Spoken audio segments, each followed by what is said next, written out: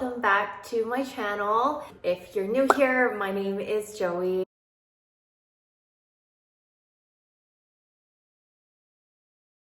And she came across this hyperbaric oxygen treatment case study that the Foothills was doing.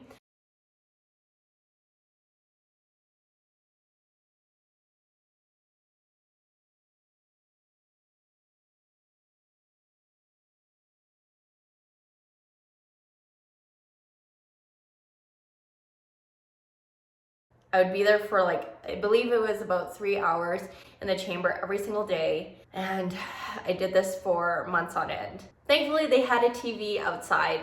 So as I'm laying there in this chamber, I could watch a ton of movies just to pass time. They had a big selection of movies. So I think I watched Harry Potter. I watched Alien series. That was really good. All the old school classics I watched. While I was doing that, because Western medicine, there was nothing else but to wait to see an ENT. So in terms of medication, throughout the period while I was waiting for the ENT, I was just given oral steroids to take every day. We decided to go the route of acupuncture and Chinese medicine. Oh yeah, that was super painful, and I don't think I can ever see acupuncture the same way because it also brings back a lot of feelings for me. But I did acupuncture, I think at the beginning as 4 times a week, and then we dropped it down to 3 times a week as the months went on. There was obviously no guarantees with doing this, but it just felt like we were trying, and I think that was just what I needed to keep going as well. My parents would make the Chinese medicine that I was prescribed, and it would change on a weekly basis. I would have to have it 3 times a day. And I kid you not, it's probably some of the worst things I've ever had and will ever drink. And yeah, it just makes all other types of medication easy peasy. I had no idea what was in the stuff, but you know, if Chinese medicine or the Chinese medicine doctor felt like it was something I needed, we were just gonna try because we were just so desperate. I was doing this for months, as well as the hyperbaric oxygen treatment. I was doing acupuncture, Chinese medicine, and I finally, a few months in, I got a call to see the ENT. The ENT I had, he was phenomenal. I think it was just unfortunate that there's such a long wait list to see the specialist, and that is something that is completely out of his control. But he was very kind and gentle and understanding of my situation. I remember the first time seeing him, and this is probably the most devastating part. I think when I sat in his chair, he just immediately was like, "I wish I was able to see you sooner, because maybe there was something else I could have done or helped with." I think that just brought back all the memories of us begging the emergency doctors to hopefully call an ENT, you know, see me sooner.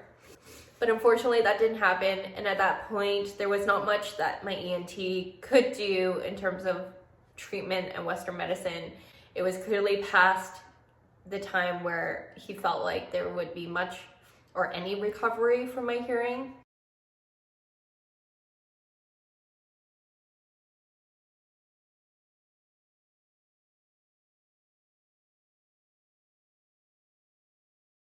All that he could offer me was to do a series of intratympanic steroid injections, and I think I did them spaced out between each month, and oh my gosh.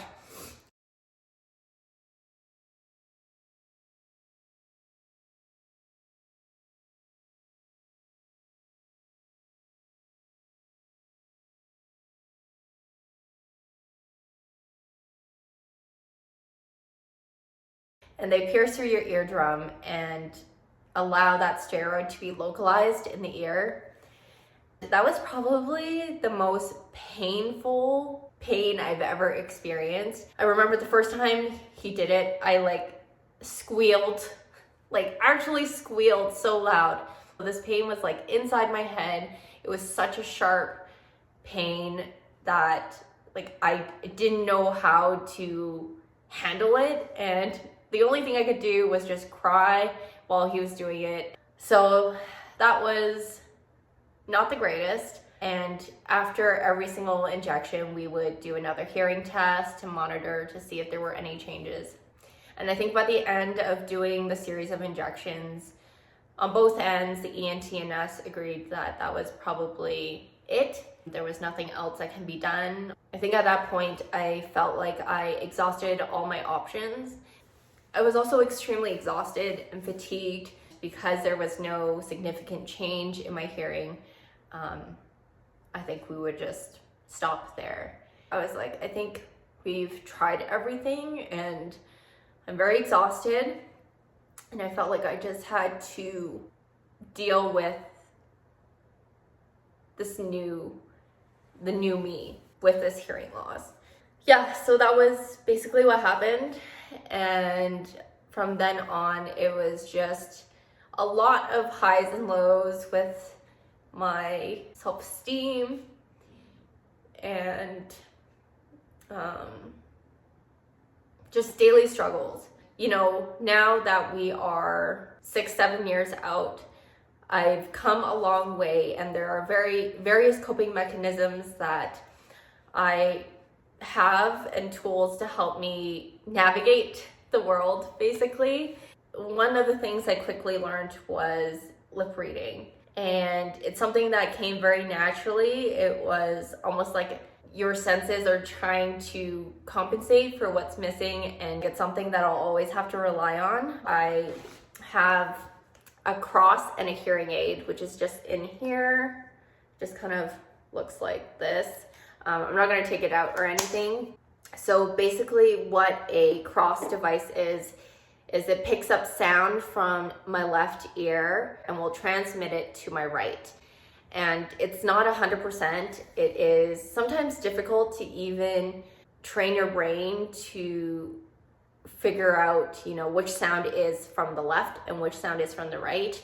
But over time, that also got a little bit easier as well. Sometimes it is an insecurity when I do wear my hearing aids, and I try not to wear them all the time because it also gives me really bad headaches from just like the overwhelming noises that can come in. The great thing about the technology for the cross and the hearing aid is you can go on your phone and there's an app for it, and you can kind of direct where you want the hearing aids to pick up sound. So if I'm talking to someone on the right, then I can adjust it so it only focuses to the person on the right. You know, I think it came down to a lot of acceptance. I didn't want people to see me differently, or I felt embarrassed. But over time, I realized that just being honest that this is kind of my reality, and if I can't hear someone, it doesn't hurt to ask them to repeat it. And if I still can't hear them, then, you know, I wouldn't be afraid to tell them, oh, listen, sorry, I have partial hearing impairment, so, you know, just bear with me. I think I'm a lot better about that. In social settings, I do prefer being in smaller groups. Like ideally, one-on-one is the best, but I think max 4 people. Sometimes it's hard for me to follow with lip reading if there's more people chiming into a conversation. I find that even now I still tune out a little bit if I find it overwhelming. You know, I think that's perfectly okay. And most of the people I hang out with are super understanding that, you know, I struggle with this. Another thing that really helps is just me placing myself in a position where I can hear better. So because my right ear is my best ear, I tend to put myself to the left of a group, or if we're sitting at a dinner table, I'm usually on the very left just so that my right ear can like pick up as much as I can, or my hearing aid can pick up as much as I can. My close friends, sometimes they'll know, like I'll just make a face like I just had no idea what that person said, and they would kind of reiterate for me. Like I'm really grateful for the people who do that for me, because yeah, it just makes things a little bit easier. In terms of diagnosis, they literally just don't know why it happened, but basically my left ear was a virus or something attacked the nerves in my left ear, resulting in nerve damage. They just gave a term for it. So they just said it's idiopathic sudden sensory neural hearing loss. And that is basically what they told me. And that is the end of it. After effect, I guess, is I have a constant ringing. And that ringing I can tune out quite well now, but if I've been in a large setting for a long time, the ringing can be quite intense in my head. I was very into YouTube even 6-7 years back, so I did do a kind of life update, but I never followed up on it, and it was something that I felt I wanted to do. I wanted to share my struggles and experiences, and if there is someone that had something similar happen to them, I hope that this shows that they're not the only one, because for me, when it did happen 6-7 years ago, there were not very many cases. How do you know? So yeah, just feeling like you're not alone in this, I think that's why I wanted to make this video. But yeah, I think I am just gonna end the video here. Thank you guys so much for watching this video. I truly appreciate all the support and love. And yeah, that is it. Bye.